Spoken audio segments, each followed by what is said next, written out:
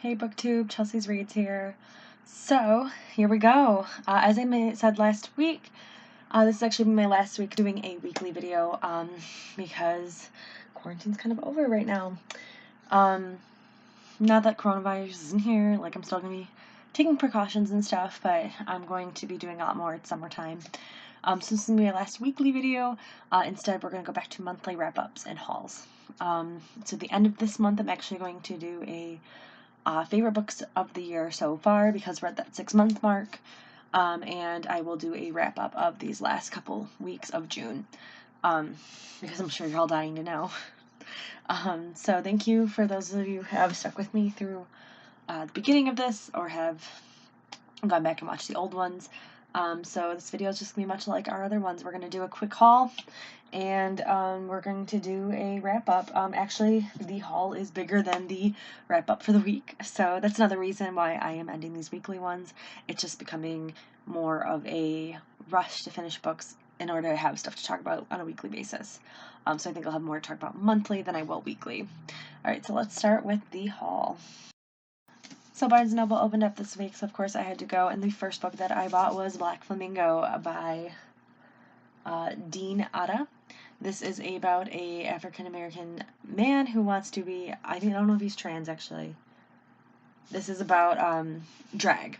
So it's about Michael. He's mixed race, he's gay, he grew up in London. Yeah, and then he joins the drag community and becomes the Black Flamingo is his drag name. So I think that's really fun. It is part of the YA book club at Barnes & Noble, and it also won an award, the Stonewall Book Award.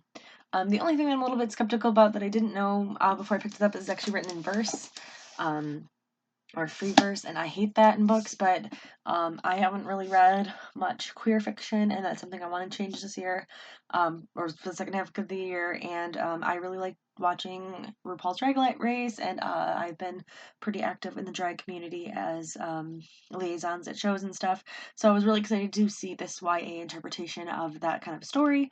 I'm just a little bit skeptical about the verse portion of it, so we'll see how that goes.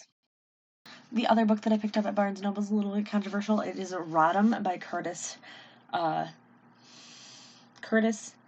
Sittenfeld.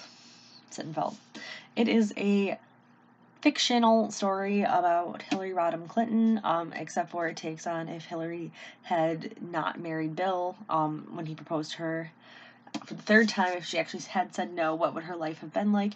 It's really controversial, first of all, because it's Hillary Clinton and she's a very controversial figure, and second of all, it's controversial because it's fan fiction about a person's life.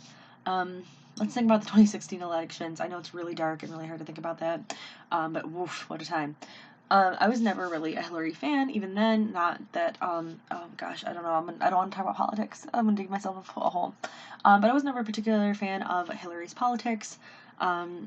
It wasn't until she lost the election that I actually started researching her life, and she lived a very interesting life. She's a very interesting woman, and more power to her. I just didn't really like her stance on politics. However, I did pick up this book mainly because of the controversies surrounding it, and because I think it's an interesting what-if scenario. So it is a fictional story about Hillary's life if she had not married Bill. I really hope it's good, though. Back on that cozy mystery kick, I also ordered No Good Tea Goes Unpunished by Bree Baker. This is the second book in the Seaside Cafe mystery, this one being about the ex-ballerina, I believe.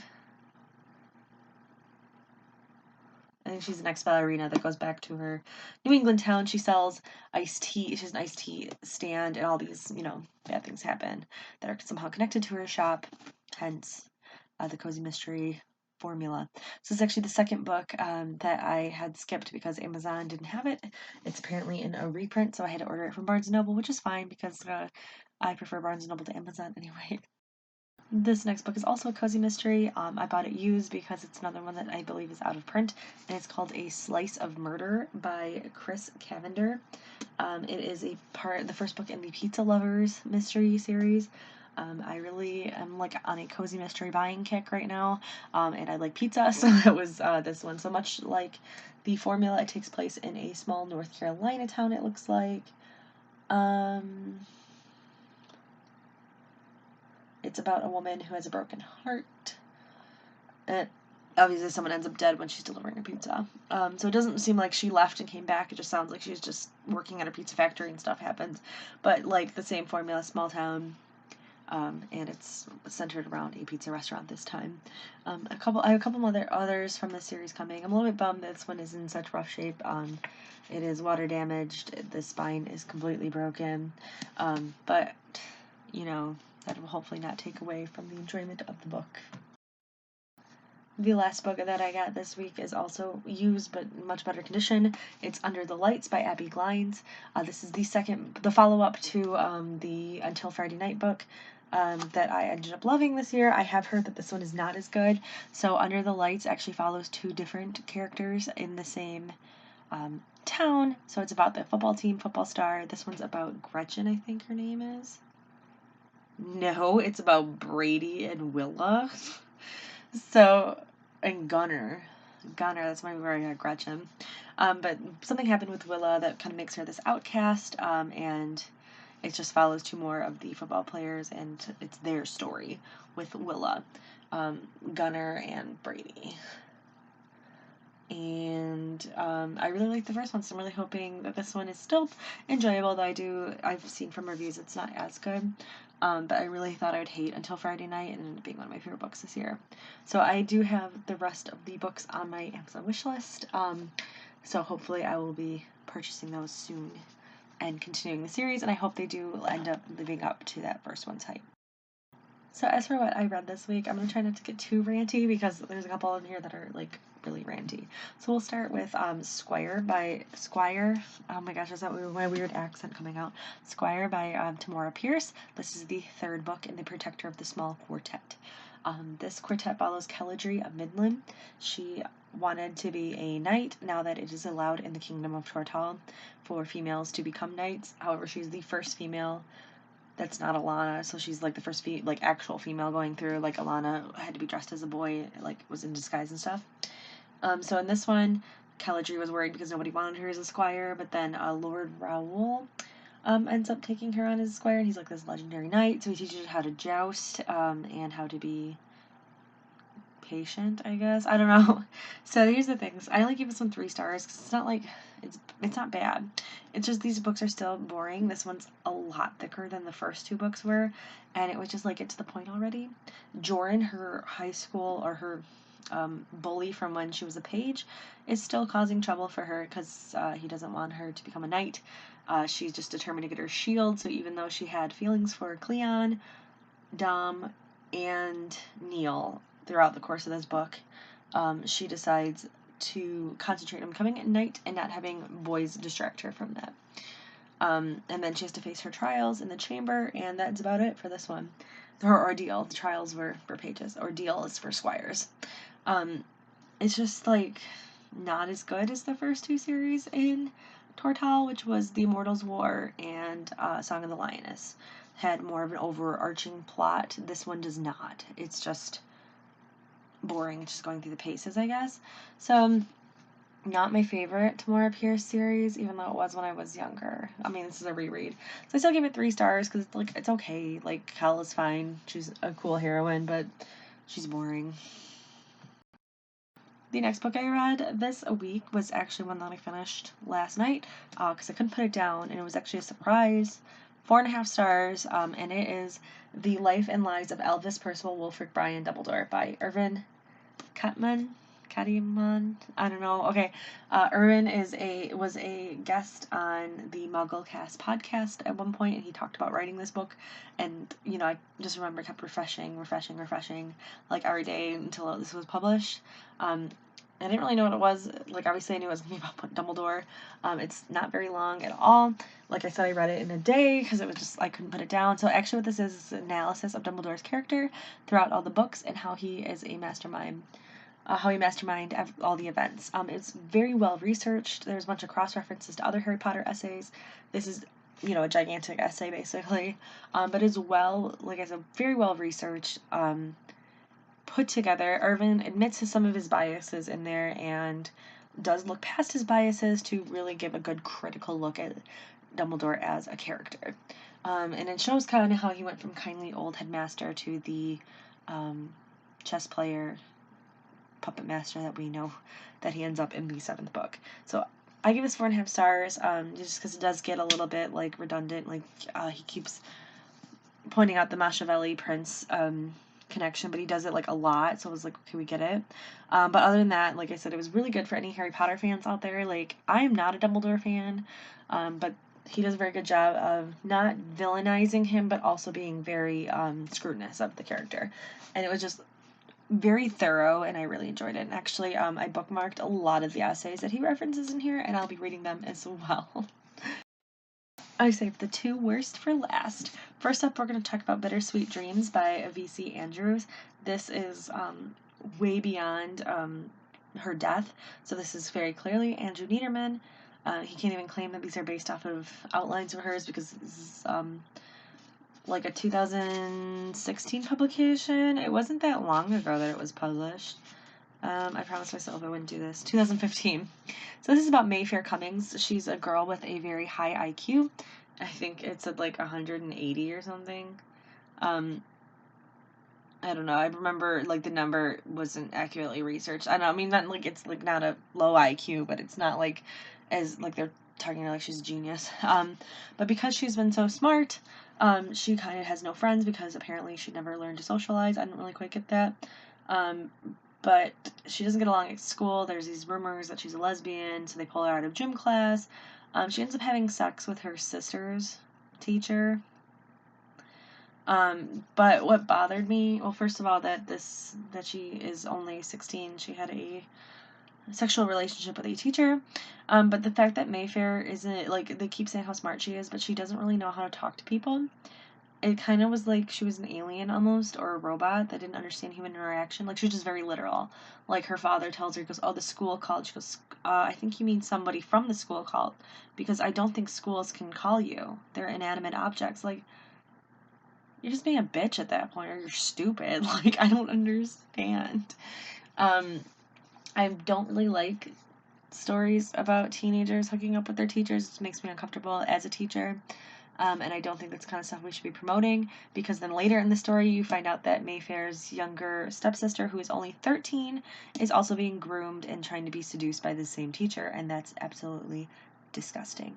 What's worse is Mayfair doesn't tell anybody because she thinks she's so mature to handle it. Yeah. She has no friends the entire time, and then they ship her off to the smart school as like a punishment, but I don't know. I didn't actually finish the book because it just turned my stomach. So it was only 1 star DNF. And like again, I find it really disturbing that there's a grown-ass man, Andrew Niederman, who is masquerading still to this day as V.C. Andrews, and he's writing about the budding sexualities of these girls. That was another thing that bothered me, was Mayfair gives her 13-year-old or 12-year-old, I don't know how old she was at the time, sister, this book that she says is a medical book about sex, but it's actually not. Like, it talks, like, it has pictures about how to masturbate, and it has graphics of how people have sex in different sex positions. So it's not really a medical or a like medical text like she claimed it was to teach her sister about sex. It was like basically showing pornographic images. And Mayfair thought it was her job to tell her stepsister and not her stepsister's mother. Or, yeah, because she doesn't call her stepmom. She calls her dad's wife. I don't know. It was stupid. And Mayfair, of course, is obsessed with sex. And she's like super analytical. Like, the popular boy from school asks her out, and she scares him away by giving him like reciting a textbook, basically. And then she's surprised that nobody talks to her. Like, she's just dumb. She has no social skills. So Bittersweet Dreams was terrible. On that note, the last book that I read this week, and by far the worst book, was Chosen by PC and Kristen Cast. This is the third book in the House of Night series, and this is the book that finally I'm like, why am I bothering reading these? I picked up, I think, the first 8 books from a library book sale for really cheap, and I remember reading the first 4 books in high school and liking them. So far the first 2 books have been very disappointing, and this one just took the cake for terrible. So I read the first 25% of the book, and then I read the last 100 pages. And I didn't miss much in that middle chunk, if that tells you anything. So it starts off with our girl Zoe, who has been recently marked and turned into a vampire, and of course she's special. She gets, she's been marked by the goddess, and she has a bunch of tattoos, because that's how vampires work in this society, but she's got it done a lot earlier. So it's her birthday, and her birthday is on December 24th, and she's really upset that all of her friends buy her snowman gifts. Because she hates when people buy her Christmas gifts for her birthday, because it's her birthday, not Christmas. And she's all pissed at people, except for she never said anything to them about not liking it. So her ex-boyfriend that she's no longer supposed to be seeing because he's human, mailed her this beautiful bracelet and this note saying, haha, I know you hate Christmas stuff, and everyone gets pissed at her. And she's like, well, honestly, it's my birthday, why is everyone mad? Her friends admit to paying over $2,000 or something for some boots or whatever, and she's still ungrateful to it, and that was really annoying. Her mom tries to buy her a Bible with a family tree and her stepdad on it, who she calls her step loser. And then she gets mad at her because she said that's not her religion, and then she shits on Christian religion, which is not cool either. And then I skipped to the very end when, well, at the beginning, she's trying to tell her current boyfriend, who's a vampire, Eric, that there's nothing going on between her and her human ex, even though there is, because she's sexually attracted to him because she drank his blood. So he's like, I just want you to be into me. She's like, I am. So at the end of this book, she also sleeps with her teacher. This is now the second book this week I read where a teenager sleeps with her teacher, and it just turns my stomach. So she sleeps with the teacher after he's been grooming her since the last book, telling her, he's beautiful, and then she keeps saying he's awakening the woman in her, whatever that means. And she also drinks his blood, and he assures her that has broken the bond with her human, but she doesn't feel anything. So what makes it worse than her sleeping with her teacher is that the school principal actually orchestrated her sleeping with her teacher. It was all the school principal's idea. The school principal is actually evil, and she is taking dead vampires and turning them into zombies somehow, but then somehow Zoe was able to save her zombie best friend and make her normal again. I don't know, these books suck, and I really urge people not to read them. I know Netflix is turning this into a series, and I don't know why, or they're going to just gloss over the fact that she full-on has sex with her teacher. Her vampire boyfriend walks in on her and accuses her of being a slut. She's like, I'm not a slut, as she's balancing 3 boyfriends right now, one of them being a teacher. I'm just saying. So that I am not going to continue the series. I'm not even going to try to hate read them because, why waste my time? These are absolutely bloody awful. And that was it for me this week. Short, sweet, to the point. And that's it, guys. I will see you guys in a couple weeks. The library is open again, so I'm hoping to get a couple different books that I don't own, books that have been in my TBR that I don't know if I'm going to like super much, and we know how I've been struggling with ebooks, so I know I have 2 that came in today at the library. I'm going to go try to pick up, one of them being a memoir, the other one being a YA contemporary that I'm not sure about, but what happened with Until Friday Night, I ended up loving that one, so you never know. I just wanted to thank you guys once again for being with me on this journey, and hopefully I can stick to the monthlies. Fingers crossed. Now that I feel a little bit more comfortable getting content out. If there's anything else you'd like me to see content-wise, drop it down below. If you have any cozy mystery recommendations, drop them down below. I always love hearing from people. Alright guys, until next time.